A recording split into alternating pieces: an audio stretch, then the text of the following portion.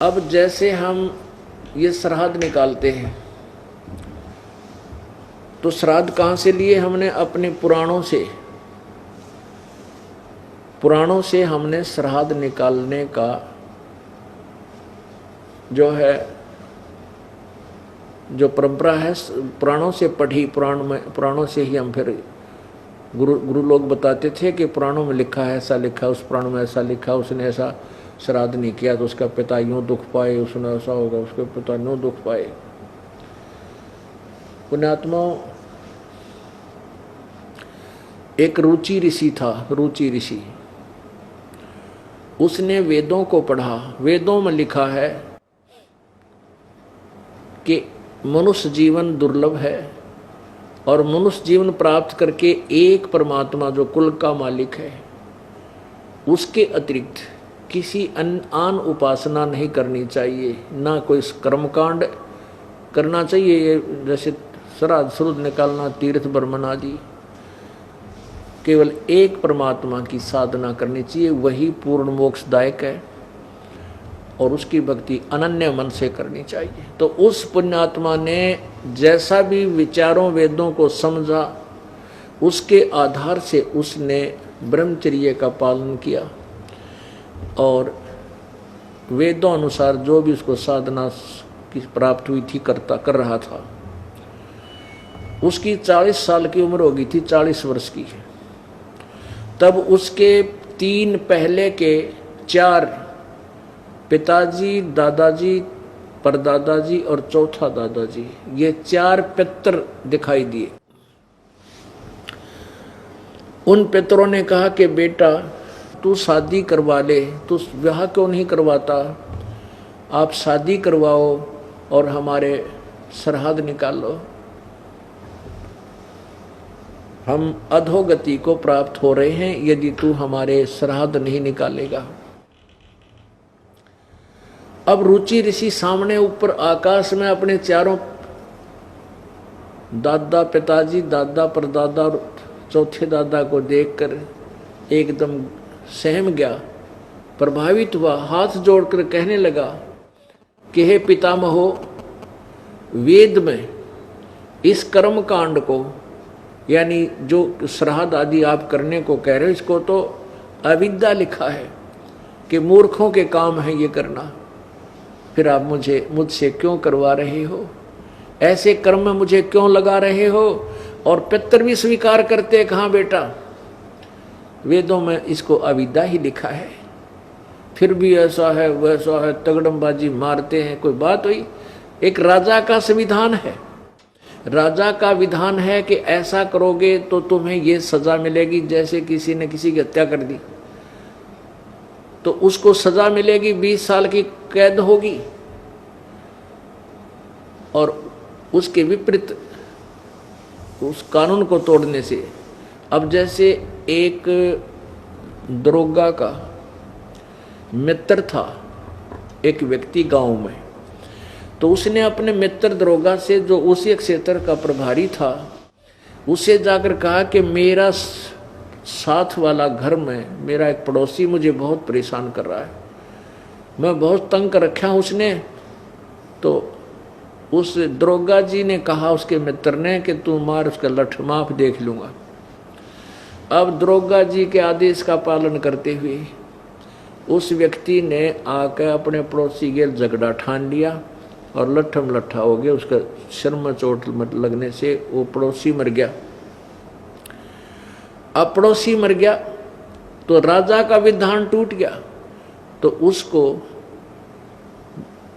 Police पकड़ कर लेकर गई और जेल में डाल दिया, उसको सजा हुई। अब क्योंकि उसने राजा का विधान तोड़ दिया, एक अधिकारी के कहने थे, अधिकारी की आज्ञा का पालन कर लिया और राजा का विधान तोड़ दिया तो दंड का भागी हुआ। इसी प्रकार हमारे वेदों और गीता जी में परमात्मा का विधान है, उसके अनुसार साधना हमने करनी है, उसके विपरीत नहीं करनी चाहिए। यदि उसके विपरीत कोई देव है, चाहे ब्रह्मा है, चाहे विष्णु है, चाहे शिव है, या कोई और ऋषि है, महर्षि है, कोई आज्ञा करता है उस परमात्मा के विधान के विपरीत कोई साधना करने को, तो वो शास्त्र विधि विरुद्ध साधना है। और गीता जी अध्याय नंबर 16 के श्लोक नंबर 23 में लिखा है कि शास्त्र विधि को त्याग कर जो मनमाना आचरण करते हैं, वो मनमानी पूजा करते हैं, ना उनकी कोई गति होती है, ना कार्य कोई सिद्धि होती है, ना उनका कोई सुख प्राप्त होता है, उनको व्यर्थ होता है। पितर खुद स्वीकार कर रहे हैं कि जो भी आप क्रिया कह रहे हो वेदों में इसको अविद्या बताया है, और स्वयं कह रहे हैं कि पुत्र फिर भी ऐसा है ना, पितर ये दे देते हैं, पितर वो दे देते हैं, तो वो आदेश पितरों का है। विष्णु पुराण के अंदर यहां तक प्रमाण लिखा है कि श्राद्ध निकालने के लिए ब्राह्मण बुलाने चाहिए, जैसे पितरों के लिए तो इवन नंबर और देवताओं के लिए ऑड नंबर है। फिर उसमें आगे बताया है कि यदि 1000 ब्राह्मण बुलाए गए हों श्राद्ध निकालते समय, और उनके समक्ष एक योगी यानी तत्वदर्शी संत एक अकेला ही वहां बुला लिया जाए श्राद्ध क्रम में, तो वो तत्वदर्शी संत उन 1000 ब्राह्मणों का भी उद्धार करे और यजमान का भी उद्धार करे। तो पुण्यात्माओं, परमात्मा कहते हैं एक का साध्य सब सदय, सब साध्य सब जावे, और माली सींचे मूल को फिर फले फूले अगावे। हम क्यों ना उस ऐसे तत्वदर्शी संत की खोज करें जिससे हमारा भी उद्धार हो और हमारे पितरों का भी उद्धार हो, उन पितरों का भी उद्धार करे वो योगी। ये देखिएगा विष्णु पुराण इसके 213 पृष्ठ पे, ये है श्री विष्णु पुराण। इसके श्री विष्णु पुराण अनुवादक हैं श्री मुनिलाल गुप्त, और कहाँ से ये प्रकाशित और मुद्रित है? गीता प्रेस गोरखपुर, गोविंद भवन कार्यालय कोलकाता का संस्थान है। इसके 213 पृष्ठ पे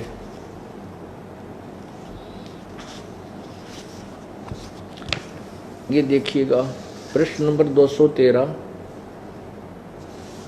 और तृतीय अंश, अध्याय नंबर 15 और 16, ये 16 में है। अध्याय नंबर 15 के लास्ट में है कि हे भोपाल, पितर गण का आधार चंद्रमा है और चंद्रमा का आधार योग है, इसलिए श्राद्ध में योगी जन को नियुक्त करना अति उत्तम है। हे राजन, यदि श्राद्ध भोजी 1000 ब्राह्मणों के सम्मुख एक योगी भी हो तो वह यजमान सहित उन सब का उद्धार कर देता है। अब फिर हम क्यों डले डोआ, नरे ब्राह्मण बुलावा, इधर तो फिर 4 बुलाओ, 2 बुलाओ, 10 बुलाओ, तो क्यों ना हम एक ही तत्वदर्शी संत की शरण ग्रहण करें जो ब्राह्मणों का भी उद्धार कर दे और हमारा भी उद्धार करे। अब वो रुचि ऋषि की जो कथा है वो ये मार्कंडे पुराण के अंदर है, रुचि ऋषि की कथा। अब देखिएगा इसके 242 पृष्ठ पे, ये मार्कंडे पुराण, ये है मार्कंडे पुराण, और ये गीता प्रेस गोरखपुर से प्रकाशित है। प्रकाशक एवं मुद्रक हैं गीता प्रेस गोरखपुर, गोविंद भवन कार्यालय कोलकाता का संस्थान। इसके 243 पृष्ठ पे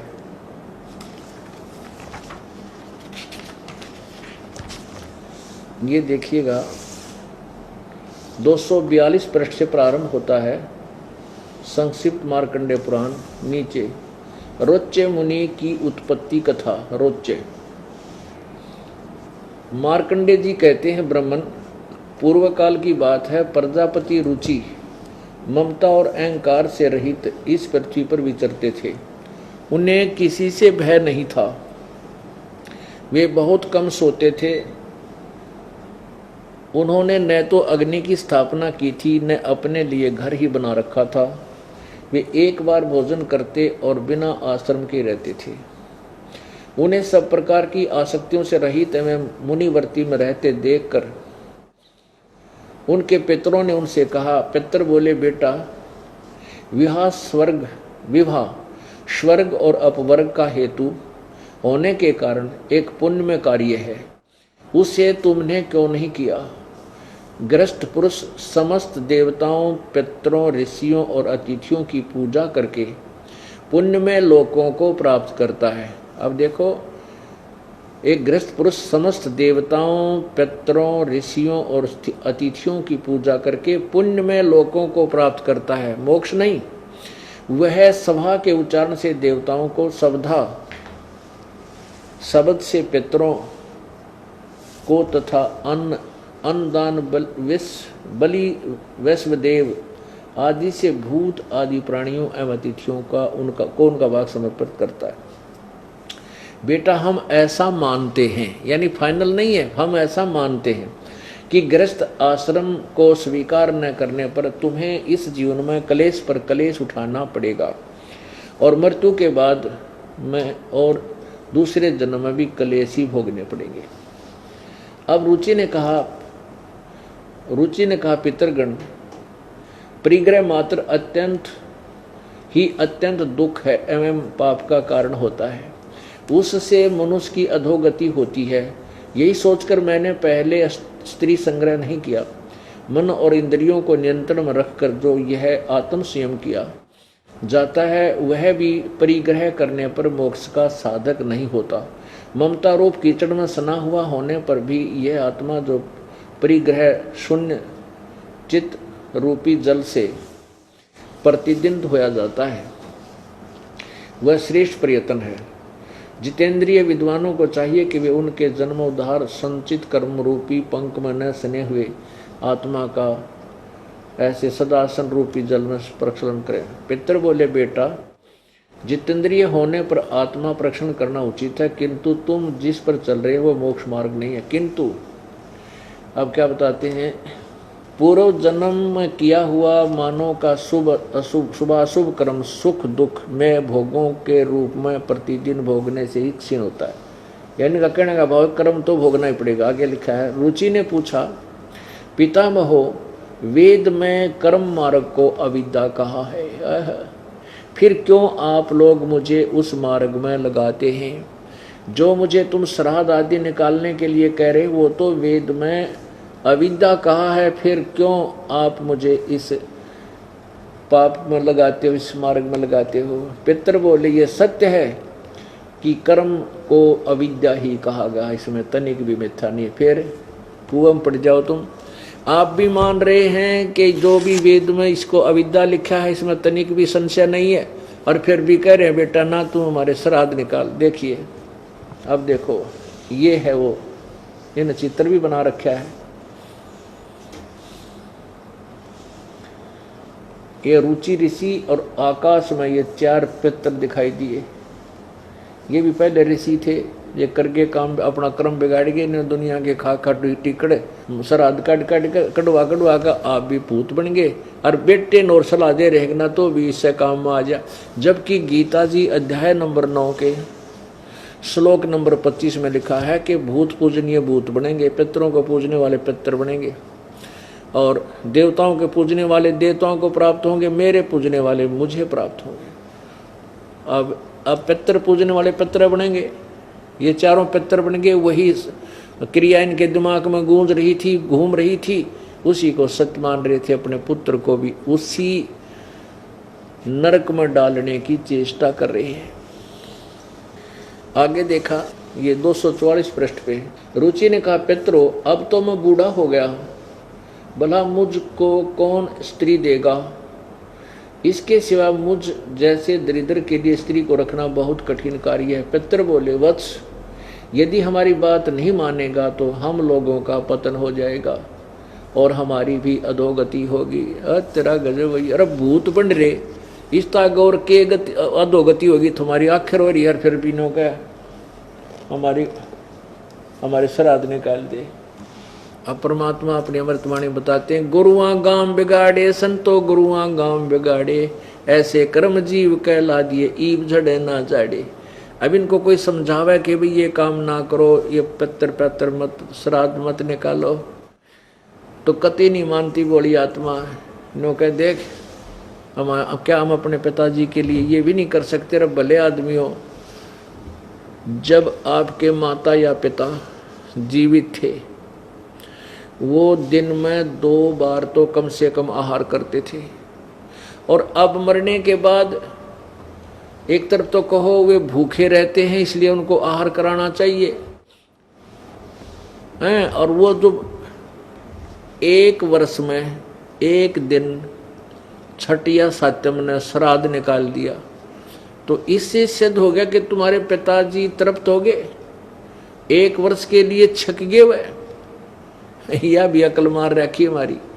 रे 1 दिन में श्राद्ध करने से क्या तेरे पिताजी का पेट भर गया? यदि तेरा पिता कौवा बन गया तो प्रतिदिन 2 रोटी तोड़ के और ऊपर छत पर रख छोटे टुकड़े बना के, तेरा पिता कौवा तो बनवा दिया इन्होंने, कम से कम उसका पेट तो भरा रहे।